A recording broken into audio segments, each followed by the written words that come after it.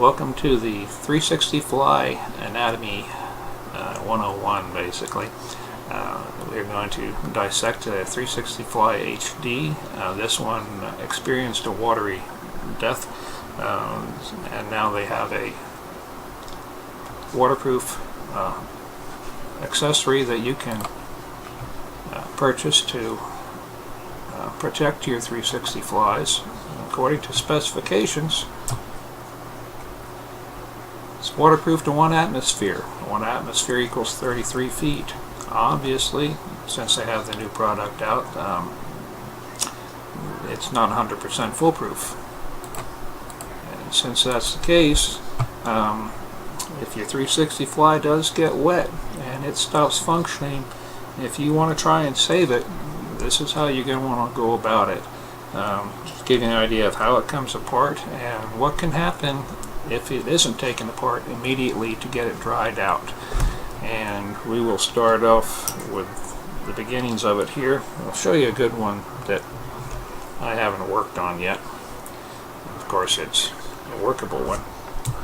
Now you're going to see these two little pieces here. These basically cover the screws that hold this whole thing into place, and I'll show you what happens when you remove them. Okay, this is where the screws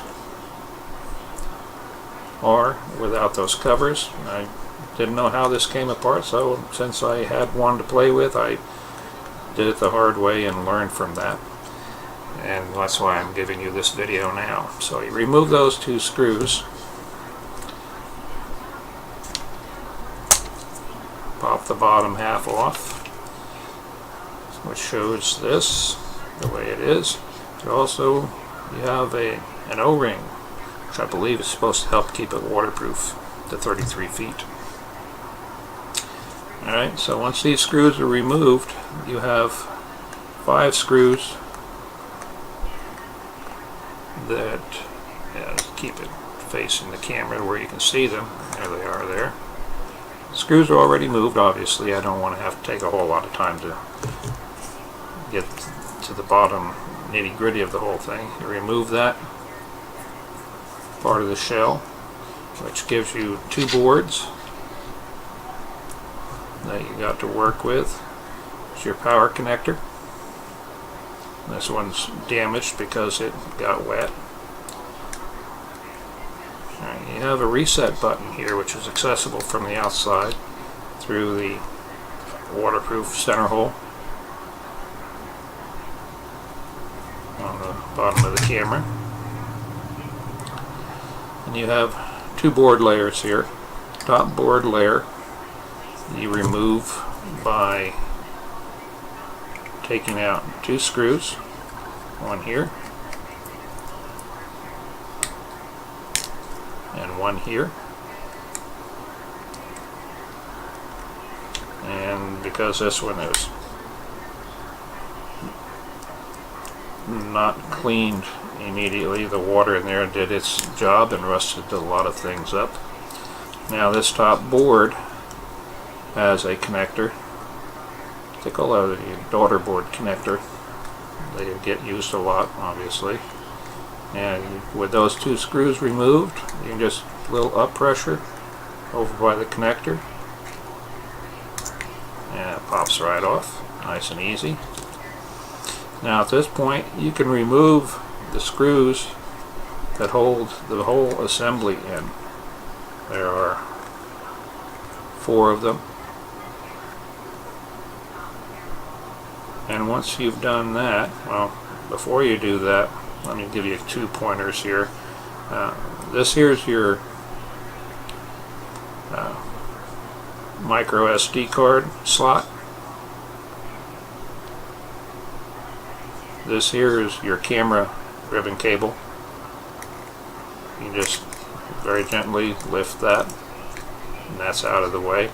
You remove those screws and you can remove the entire assembly. There's your camera. Notice the oxidation that's there, and that's because it got wet and it died. Now to remove this board, there are 1, 2, 3 screws. These other screw holes are for the other board, and I only put 2 back in. Now there's only 2 screws holding it in place. Sorry about that.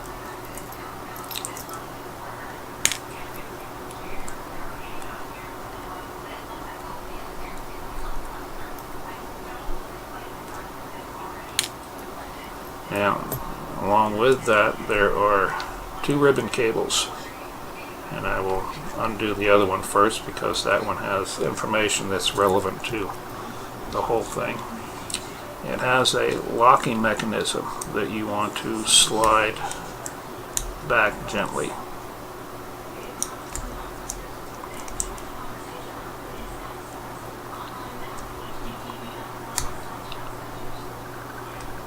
There we go. Once that is slid back, you can remove the ribbon cable. Do the same thing on the other side. As a matter of fact, as long as they are unlatched, you can just pick up on it a little bit and that will remove it. And this is the remainder of your assembly, which includes the battery. Now your battery is being held in with adhesive strips holding it in place, and more than likely, if this is still intact, you might be able to get a replacement for the whole assembly or part of the assembly, depending on what's going on, because there's no screws that are going to let you remove it. And there it is. This is your Wi-Fi for the camera, so you can access it. I would tend to think this is a video graphics interface, as well as this side. One of them probably does the imaging, the other one probably does the interpolation for that. And put it back together. Obviously you just reverse the process. Pay attention to what you're doing, do it carefully, and you may save yourself the expense of purchasing a new camera, and unless you're looking for an excuse to go with the 4K camera because your HD died, but this will give you the opportunity to try and save it if you get to it quickly enough and get it dried out. Air dry it. Putting it in a bag of rice has always been a standard go-to for getting moisture out of electronics, but getting it opened up and getting the moisture removed from the inside will possibly save you several $100s. As you can see, the amount of water got in there may not have been a lot, but that moisture was enough to do some damage to both the hardware and the electronics on this one. And there you have it. I'm going to save everybody some time and not put it back together at the same time. Just play this backwards. You'll get it. Alright? And that's a wrap.